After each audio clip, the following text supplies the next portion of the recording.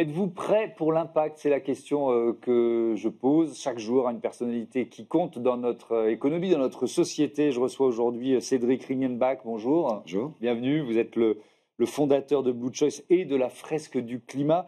Prêt pour l'impact? Est-ce que vous êtes prêt pour l'impact? D'une certaine façon, c'est la question que vous posez aux participants de la fresque du climat, non? Oui, c'est un petit peu ça. On leur fait comprendre le constat des scientifiques sur le changement climatique. Ouais. C'est une grosse claque dans la figure en général. Et ensuite, on discute avec eux de ce qu'il faudrait faire à titre individuel, dans les entreprises et au niveau politique également, pour réussir à baisser nos émissions de CO2 et éviter le pire en termes de changement climatique. Alors, vous êtes en train de travailler sur l'écriture d'un livre sur la fiscalité carbone. On va y consacrer vraiment une large part de cet entretien. Mais là, je vous entends parler. En fait, la base de la fresque du climat, c'est ce que vous nous dites, c'est le travail des scientifiques qui, depuis des décennies, nous alertent. Sauf que ce travail des scientifiques, il est clairement attaqué. Et c'est presque un modèle culturel, quoi, ou un combat culturel qu'on est en train de vivre. Je le dis presque à chaque émission en ce moment, le discours de Donald Trump devant les Nations Unies qui parle d'arnaque du siècle à propos du changement climatique. Est-ce que vous sentez ça? C'est-à-dire que chez les participants à la fresque du climat, non, des gens qui disent pas trop chez les participants. Avec vos idées scientifiques, mais c'est pas si sûr. Non, chez le participant, pas plus que ça, pas plus qu'avant en tout cas. Oui. Il y a toujours des climato-sceptiques, mais en général, ils ne viennent pas faire la fresque du climat, sauf quand ils sont obligés. Mais c'est ça, on n'a pas vu d'évolution. C'est l'ambiance générale de remise en cause des méthodes scientifiques, de remise en cause de la vérité. C'est vraiment problématique.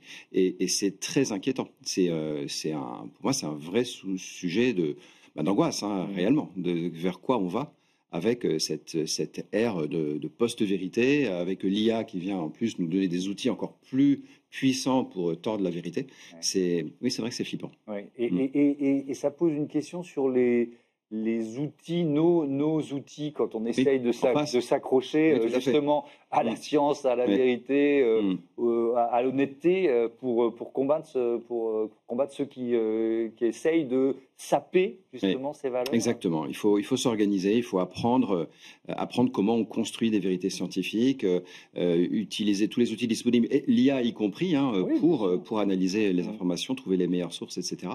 Et il faut garder beaucoup d'esprit critique sur tout ce qu'on entend. Alors, il y a ce climat qui est un climat général, États-Unis, Europe, et puis alors, il y a le climat politique français. Cette espèce de valse de ministres. On a vécu quand même l'année écoulée, 1 jour sur 4 avec un gouvernement chargé des affaires courantes, avec des ministres démissionnaires. 1 jour sur 4. Oui. C'est quand même. Enfin voilà. Est-ce que voyez-vous des conséquences de ça, de cette espèce de vacance du pouvoir dans des prises de décision, des enjeux importants? Alors tout à fait. C'est très mauvais pour l'économie de manière générale parce qu'on n'a pas de visibilité, tout le monde met les projets en stand-by. Et là, on va s'apprêter à parler du changement climatique aujourd'hui. C'est un sujet qui nécessite une vision de long terme. Et donc là, je peux vous dire que le sujet, il est complètement sous le tapis en ce moment. C'est pas du tout l'ordre du jour. Et il va falloir à un moment donné s'y remettre parce que on a beau dire c'est très important, mais c'est pas l'urgence du moment. Oui, mais à force de dire que c'est pas l'urgence du moment, on va finir par se prendre le mur. Donc il va quand même falloir se remettre sur le sujet assez vite. Est-ce qu'on a collectivement loupé quelque chose dans la communication, dans la façon, pourtant avec la fresque du climat, c'est un vrai succès, je crois près de 2 millions de personnes, qui ont participé. Donc voilà, vous avez en quelque sorte évangélisé, mais malgré tout, il y a ce backlash, malgré tout, il y a des électeurs qui ont choisi des présidents, des députés européens qui vont contre ces idées-là. Qu'est-ce qu'on a loupé? Je pense qu'on a loupé des opportunités de communication, notamment quand on a mis en place la taxe carbone. On n'a pas expliqué, on n'a pas fait l'effort de pédagogie au moment où on le faisait. Et ceux qui étaient dans la boucle à ce moment-là le regrettent fortement. Et puis je crois qu'il y a également eu une ambiance, une incompréhension autour de ce qu'est la responsabilité sociétale des entreprises. On s'est illusionné à vouloir croire que les entreprises, parce qu'elles sont responsables, vont toutes seules sauver le climat. Et en fait, c'est pas possible. Donc, comment on en est arrivé là? C'est parce que depuis l'accord de Paris, le climat est fort heureusement devenu un sujet sérieux. On en parle en haut lieu, on en parle dans les COMEX. Les responsables RSE sont plus le petit bureau au fond du couloir de la com, là, à côté des toilettes. Maintenant, ils rentrent vraiment dans les COMEX. Dans la stratégie. On les écoute au niveau de la stratégie, etc. Donc, ils dépendent de la direction générale, ils dépendent de la strate. Et ils ont convaincu leurs collègues de prendre des engagements, parce qu'on est une société, une entreprise responsable, donc on prend les engagements. Après, il y a SBTI qui est venu là-dessus, Science Based Target Initiative, basé sur la science, très sérieux, très business. Et tout le monde a foncé tête baissée là-dedans. Et donc, les responsables RSE ont réussi à convaincre leur patron de signer les engagements, de les faire valider par SBTI. Et puis, ils ont commencé, la première année, il faut faire moins 4,5%. On va changer les LED, on fait des rénovations thermiques, on fait des choses qui sont rentables. Et là, on se dit, c'est chouette, c'est super, on économise du CO2, on économise de l'argent. Ouais, mais une fois qu'on a fait ce qui est rentable, on fait ce qui est neutre. Et après, on fait ce qui est moins rentable. Alors, si c'est pas trop cher, on le fait quand même, mais après, à un moment donné, ça finit par coûter de plus en plus cher. Et là, on est exactement là-dedans. J'ai plein de responsables RSE au téléphone qui me disent oui, mais c'est exactement ça. On a fait des trucs faciles. Les gisements d'économie suivants sont plus chers. Et là, ça cale. Et on est dans ce moment-là, on est dans un moment où les patrons ont pris des engagements vis-à-vis de l'extérieur, ils sont obligés de se dédire, ils n'aiment pas ça du tout. Et donc, il y a un effet de ras-le-bol. Et puis, vous rajoutez la CSRD qui est venue là-dessus et qui a été la goutte d'eau qui fait déborder le vase. Bilan extra-financier avec des centaines d'indicateurs à collecter, très compliqué, qui a fait bosser des grandes cabinets de conseil à des prix phénoménaux parce qu'il n'y avait pas de concurrence, etc. Donc ça a été le ras-le-bol, la goutte d'eau qui a fait déborder le vase, un ras-le-bol pas possible. Et donc, ce qui est bien, c'est que là, au moins, on va pouvoir sortir de cette phase d'hypocrisie où on pensait que les entreprises vont sauver le climat parce qu'elles sont responsables. Et maintenant, on va peut-être enfin comprendre que pour y arriver, en fait, il faut changer les règles du jeu économique. Oui, et changer notamment cette fiscalité carbone. On va en parler dans un instant, mais je voudrais quand même qu'on parle de la fresque du climat qui connaît... Alors c'est quoi? C'est une baisse de régime? C'est des difficultés financières? Comment vous décrivez le backlash touche beaucoup de monde, y compris la fresque du climat. Donc le rythme de formation, d'animation a baissé. Mais le projet est toujours là. Il faut rappeler qu'il n'y a que 2 millions de personnes qui ont fait la fresque dans le monde. Donc, il reste 8 milliards quand même. Donc, il faut vraiment continuer. On a un enjeu de le relancer en France. Donc, peut-être de sortir des publics habituels, des gens qui sont déjà un petit peu sensibles et qui viennent faire naturellement des fresques. Il faut aller toucher un public plus large.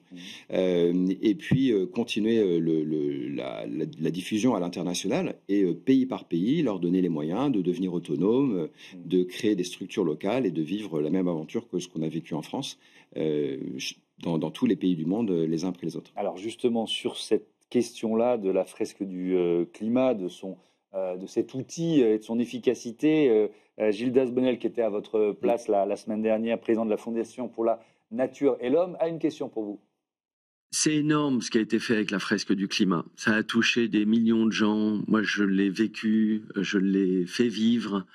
Je pense que ça a été un outil extrêmement précieux pour prendre conscience du côté systémique de la transition écologique. Maintenant, comment on fait pour aller plus loin? Comment on fait pour outiller et pour donner l'envie d'agir? La Fondation pour la Nature et l'Homme, c'est un claim, voilà, l'envie d'agir. Donc ça rejoint ce que vous allez nous expliquer sur la fiscalité carbone, mais sur le modèle de la fresque du climat, on peut rappeler, il n'y a pas de mécénat, il n'y a pas de subvention, oui, c'est vrai. Il n'y a pas de sponsoring. Oui, on a inventé quelque chose d'assez unique, oui, tout à fait, parce que c'est un outil qui peut être utilisé pour gagner de l'argent. Voilà.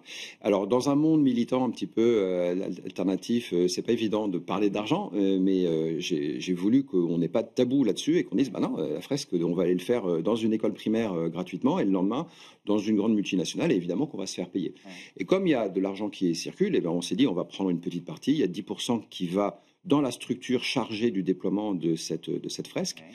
Et cette structure, donc, qui est une association. Et cette association va comme ça avoir des moyens pour gérer la communication, l'animation de la communauté, l'élaboration du matériel pédagogique, etc. Et c'est très important de pouvoir faire ça. Et donc, on est passé de rien à un budget qui a atteint à un moment donné 8 millions d'euros, sans subvention, sans sponsoring. Et c'est vrai que c'est un modèle assez extraordinaire dans le paysage français. Je crois qu'il n'y a pas beaucoup d'équivalents. Vous pouvez faire perdurer ou qu'il faut faire évoluer là? Non, le modèle lui-même, il il faut le faire. Enfin, il n'y a pas besoin de le faire évoluer. Je pense qu'il est bon. Simplement, maintenant, il faut vraiment réfléchir à l'internationalisation et à faire en sorte que les moyens financiers aillent dans les autres pays pour qu'ils puissent eux-mêmes, localement, avoir leur autonomie financière et lancer des projets. Vous avez aussi créé Blue Choice, c'est un cabinet de conseil, c'est ça qui est lié vraiment à ces questions de changement climatique. Est-ce que vous rencontrez, enfin, ce que vous nous décriviez tout à l'heure, c'est-à-dire cette phase dans laquelle sont pas mal d'entreprises, c'est ce que vos clients vous disent en fait? T'es bien gentil, tu nous as fait faire, tu nous as fait prendre un virage, sauf que là, on arrive à un moment de blocage. Ça. Alors, on a encore des clients qui veulent faire de la sensibilisation, qui en font, qui nous demandent de les aider. On fait des ateliers de la fresque, on fait d'autres ateliers, on peut concevoir aussi des ateliers sur mesure. Et puis, il y en a d'autres chez qui on va aller porter un discours un peu différent. On va travailler notamment avec eux sur les risques et les opportunités de transition. C'est-à-dire qu'on leur pose la question, imaginons que cette transition a lieu, mais genre pour de vrai, pas comme aujourd'hui. Et qu'est-ce qui va se passer pour votre business model? Alors, c'est une question qu'ils ont quelquefois un peu de mal à comprendre. Ils nous répondent « Non, mais c'est bien, on a un projet de décarbonation, etc. » Non, c'est pas ça. Vous pouvez décarboner tout ce que vous voulez. Si le produit que vous vendez, il est carboné dans son usage, par exemple, eh bien, un jour, il y aura des alternatives qui vont le dégager du marché. Ça, c'est un risque de transition. Il peut y avoir aussi des opportunités de transition. C'est-à-dire, j'ai quelque chose qui est décarboné, qui deviendra compétitif s'il y a un prix du carbone. Et à ce moment-là, je vais bien investir dessus fortement parce que je sais que ça, c'est l'avenir. Voilà, ça, c'est une opportunité de transition. Et réciproquement, vous avez les risques et opportunités de non-transition. Voilà, si j'ai jamais de prix du carbone, alors que je voulais me lancer dans un super projet qui donne des outils pour décarboner, je risque de me planter. Donc, on a et entre eux, est-ce que la transition aura lieu ou pas lieu? Ce qui déterminera la rentabilité financière de mon projet en fonction de s'il carbone ou il décarbone, eh bien, la difficulté, c'est que personne ne peut répondre à cette question parce que la probabilité qu'on dépasse 200 € la tonne de CO2, par exemple, avant 2035, cette probabilité, personne ne peut la donner. Donc, c'est un risque qu'on essaye de gérer sans connaître les probabilités. Voilà, donc, c'est là qu'on accompagne les entreprises. Et à l'arrivée, en fait, ce n'est pas du consulting, c'est du coaching de dirigeants, puisqu'il faut qu'ils se décident par eux-mêmes de ce en quoi ils ont envie de croire. Et donc, vous travaillez, puisque ça va devenir un livre, mais sur cette question de fiscalité carbone, vous dites qu'il faut changer les règles. Alors déjà, on peut expliquer qui existe aujourd'hui et ça va nous permettre de comprendre ce qu'il faudrait changer. Qu'est-ce qui existe aujourd'hui? Alors, déjà, il y a deux grandes familles de règles pour pouvoir changer les règles du jeu. Il y a le réglementaire et ensuite les aménagements économiques, c'est-à-dire mettre un prix au carbone.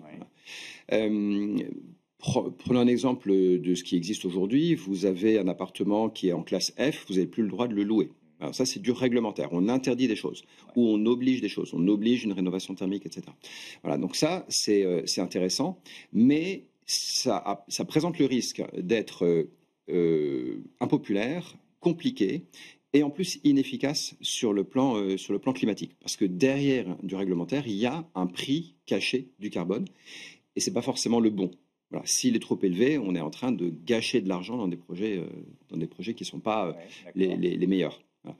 Et l'autre grande famille, c'est le prix du carbone. Mettre un prix au carbone, ça peut prendre plusieurs formes. Donc, on a, pour ce qui existe déjà, on a les marchés de quotas de CO2. Donc ça, il y en a dans pas mal d'endroits dans le monde, mais en Europe, celui qu'on connaît bien, c'est l'ETS. Et c'est un marché qui consiste à dire à des grandes entreprises, donc en l'occurrence 11 000 installations en Europe qui représentent 45% des émissions de CO2, on leur dit, dans le passé, tu émettais tant de CO2 et à l'avenir, tu auras le droit d'émettre un peu moins, puis un peu moins, puis un peu moins, etc.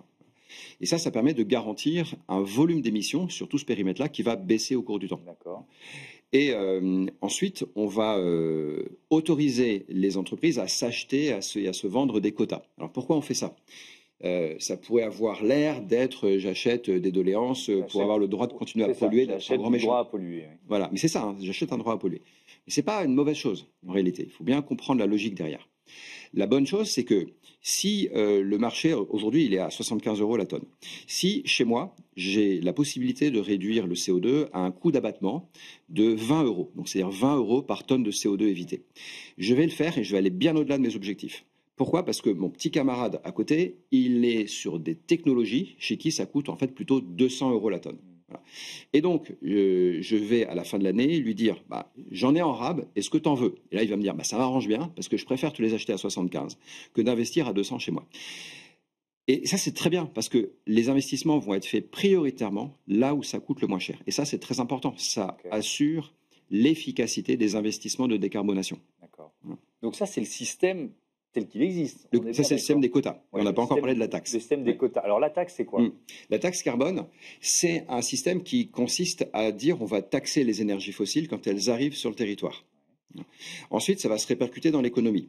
Donc, on va taxer, par exemple, Engie, qui vend du gaz, qui va vendre du gaz et qui va répercuter la taxe sur le gaz qu'il vend, évidemment, qui vend du gaz, par exemple, à ArcelorMittal, qui va faire de l'acier et qui va répercuter la taxe sur l'acier, qui va ensuite vendre cet acier à, je sais pas moi, un fabricant de roulements à billes, qui va lui-même répercuter ça sur le roulement à billes qu'il vend, etc. Et à la fin, vous avez dans votre skateboard, il y a un roulement à billes et donc il y a un petit bout de prix du carbone, mais vous n'avez aucune idée de combien. C'est pas grave. Le signal prix, il est bien arrivé jusque dans le skateboard, même si on n'est pas capable de le mesurer. Alors, vous voyez, c'est ça qui est important.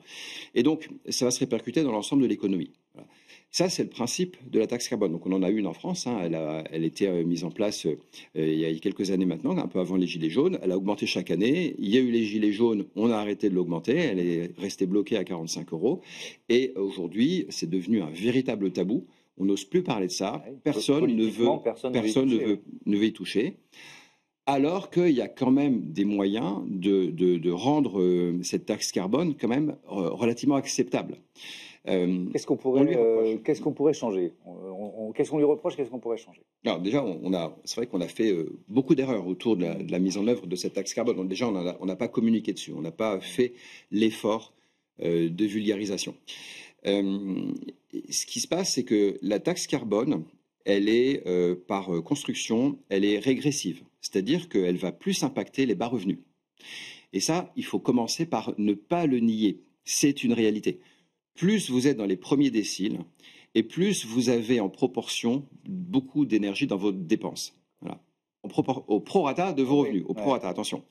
Quand vous êtes dans les plus hauts déciles, vous avez moins d'énergie dans vos dépenses au prorata de vos revenus. Mais en valeur absolue, vous en avez plus. Hein. Bien sûr. Donc ça, c'est important pour la suite. Mais donc, ça veut dire qu'il faut aider les plus fragiles ou les plus précaires de nos concitoyens. Exactement. Donc, il faut l'accompagner ça de quelque chose. Mais avant, je voudrais faire une remarque. C'est que donc on reproche à la taxe carbone d'être régressive. Mais là, il y a un truc à se rappeler. C'est que les alternatives à la taxe carbone, le réglementaire, par exemple, est-ce que c'est pas régressif? Qui profite des subventions pour les voitures, les automobiles électriques? Qui profite en vrai des subventions pour la rénovation thermique? C'est souvent les plus riches. Donc, les alternatives à la taxe carbone sont elles-mêmes, en général, régressives. Ne rien faire, est-ce que ce ne serait pas régressif aussi? Qui va le plus souffrir du changement climatique? C'est les plus pauvres. Donc déjà, rappelons ce point-là avant de continuer. Et en plus de ça, si on veut, on peut faire en sorte que ce ne soit pas régressif. Donc le mécanisme, il est assez simple. Hein. On a collecté un volume de taxe carbone et ensuite on va le recycler, c'est le terme technique chez les économistes, on va le recycler à travers une redistribution égalitaire. Donc on appelle ça un chèque vert, un revenu universel climatique, un dividende carbone. Voilà, c'est différents vocables qui sont utilisés. On donne le même chèque à tout le monde et quand on fait ça, ça devient redistributif parce que les plus hauts déciles, ils utilisent moins d'énergie au prorata, mais en valeur absolue, ils contribuent beaucoup plus. Voilà. Et si on redistribue à tout le monde, on va avoir quelque chose où les plus bas déciles vont gagner plus à la fin de l'année que les plus hauts déciles. Et du côté des entreprises, parce qu'on peut dire que c'est les grandes multinationales qui émettent le plus de CO2, comment la révolution que vous proposez va s'appliquer aux entreprises, et notamment aux grandes entreprises? Alors déjà, je vais répondre en deux temps. Le premier, c'est que oui, les grandes entreprises émettent beaucoup de CO2, mais pour produire des choses que nous, on leur achète. Oui. Hein, voilà. Donc, la question est de savoir qui est responsable entre celui qui émet, qui produit un objet et celui qui l'achète. la question se pose. Et il y a franchement beaucoup d'hypocrisie autour de tout ça, hein, parce que on va aller bloquer une assemblée générale d'une grande banque, d'un grand pétrolier, etc. Puis après, on rentre chez soi, on fait le plein et puis tout va bien, quoi. Donc, Coluche, un grand économiste et un grand philosophe du XXe siècle, avait dit quand je pense qu'il suffirait qu'on arrête de l'acheter pour que ça se vende pas. Il avait résumé en une phrase hyper explicite ce débat entre qui est responsable entre l'offre et la demande. Bon, donc, premièrement, si on pouvait jouer sur la demande et sur l'offre via une taxe carbone, parce que ça jouera sur les deux, hein, la taxe carbone et le prix du carbone est agnostique par rapport à l'offre et la demande, ça jouerait sur les deux en même temps, ça pourrait aider. Et donc, la question c'est est-ce que les grandes entreprises préfèrent la taxe, elles préfèrent les quotas? Alors, il y a entre la taxe et les quotas, il y a un petit peu un malentendu qui s'est installé parce que les quotas, ça sonne libéral, pro-entreprise, etc., pour des raisons de vocabulaire, parce qu'il y a le mot marché dedans, parce que l'échange d'argent se fait entre les entreprises et ne passe pas par l'État. Donc, quand on n'a pas trop confiance dans l'État et sa capacité à gérer, on préfère s'échanger l'argent entre nous. Donc, les quotas ont un côté plutôt libéral, de droite, pro-patronat, voilà. Et alors qu'en face, la taxe, les écolos, ils aiment bien la taxe parce que, en gros, c'est un vocabulaire guerrier. Il faut faire payer ces grands méchants industriels. Quand on est écolo, il se trouve que parfois on est aussi un petit peu altermondialiste, anticapitaliste, ça arrive. Et donc, on aime bien cette idée qu'on va faire payer les grands méchants industriels. Voilà. Et vous dites que mais en réalité, c'est une erreur totale parce que, regardez, la taxe carbone, elle permet quoi? Elle permet de connaître le prix à l'avance. Et une entreprise, elle a besoin de quoi? De connaître le prix à l'avance, elle a besoin de certitude. Alors qu'avec les quotas, elle ne l'a pas, cette certitude. Donc, la taxe carbone, on connaît le prix à l'avance. Et on ne sait pas exactement combien ça va faire baisser les émissions de CO2. Les quotas, c'est exactement le contraire. Les quotas, c'est quelque chose qui permet de connaître à l'avance de combien on va faire baisser chaque année. Mais l'inconnu, c'est le prix. Et on l'a vu, les marchés de l'ETS existent depuis plusieurs années et c'est le bazar parce que on ne connaît pas à l'avance le prix, donc on ne fait pas les investissements, du coup le prix augmente et puis il baisse, etc. Ça fait des oscillations et c'est très désagréable pour les entreprises. Voilà, donc en pratique, les entreprises devraient préférer la taxe qui leur donne de la visibilité et les militants du climat devraient préférer les quotas si c'est bien fait parce que ça devrait permettre d'assurer de baisser les émissions en volume. Vous avez parlé de chèque vert tout à l'heure. Est-ce que c'est quoi? C'est une sorte de, on pourrait parler de dividende carbone. Comment vous l'expliquez ça? Il faut lui trouver un terme. Voilà, il y a plusieurs vocabulaires qui ont été inventés. C'est un chèque qui est redistribué à tout le monde et donc ça a été déjà mis en place dans certains pays. L'Alberta au Canada, l'Autriche et la Suisse le testent depuis peu. Et l'enjeu, évidemment, c'est de pas faire ça discrètement. Au contraire, que les gens reçoivent chez eux une lettre en leur disant voilà, ce mois-ci ou cette année, on a collecté tant avec la fiscalité carbone et vous recevez un chèque de temps qui est le produit de tout ça. Voilà.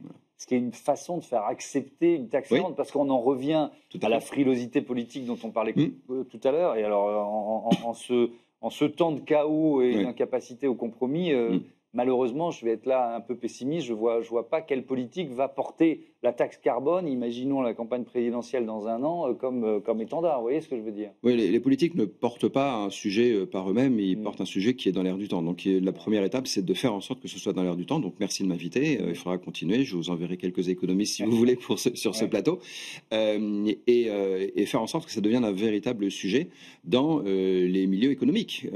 Et aujourd'hui, on entend beaucoup plus parler de fiscalité carbone, de prix du carbone dans les milieux économiques que dans les milieux écologistes. C'est inquiétant. Enfin, c'est inquiétant. C'est plutôt un signe des temps. Ça interroge en tout cas.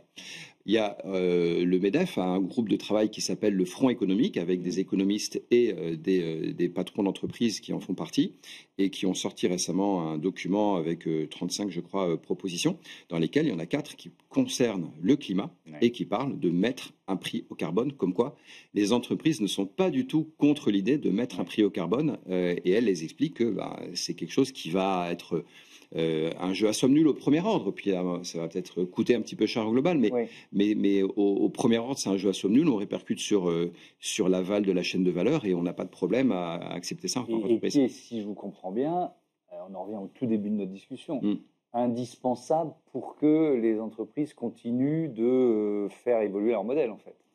Sinon, elles n'y arriveront plus. Oui, c'est parce que les gains faciles et rentables ont déjà été faits, quoi. Les gains faciles et rentables ont déjà été faits. Il faut aller vers les les gisements d'économie de CO2 suivants, qui coûtent de plus en plus cher, qui vont coûter de plus en plus cher. Et donc, il faut valoriser ce qu'ils font. Il faut valoriser ça. Ouais. C'est pour ça qu'il faut absolument que le prix du carbone soit croissant dans le temps, qui n'arrête pas de croître, hein, même en 2050, même quand on aura tout décarboné, il faudra continuer de garder cette pression, sinon on va être tenté d'aller récupérer du charbon là où il en reste un peu.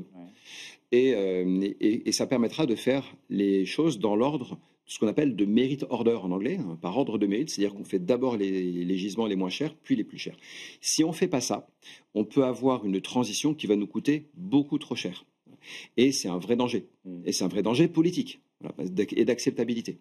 Donc c'est hyper important de faire les choses, dans l'ordre.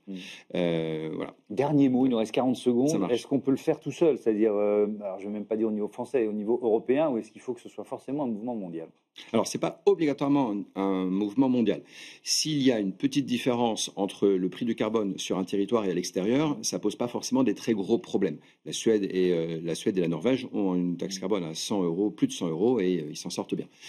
S'il y a trop d'écart, ça peut créer des fuites de carbone. Donc il est important de se protéger par un mécanisme aux frontières. En Europe, on est en train de mettre en place le MACF, mécanisme d'ajustement aux frontières, qui permet de gommer un peu les différences. Voilà. Et donc ça permet d'être plus efficace sur le plan écologique, parce que ça évite les fuites de carbone, et puis de préserver la compétitivité des entreprises. Merci beaucoup Cédric Ringenbach et à bientôt sur Be Smart for Change. C'est l'heure tout de suite de notre rubrique Startup.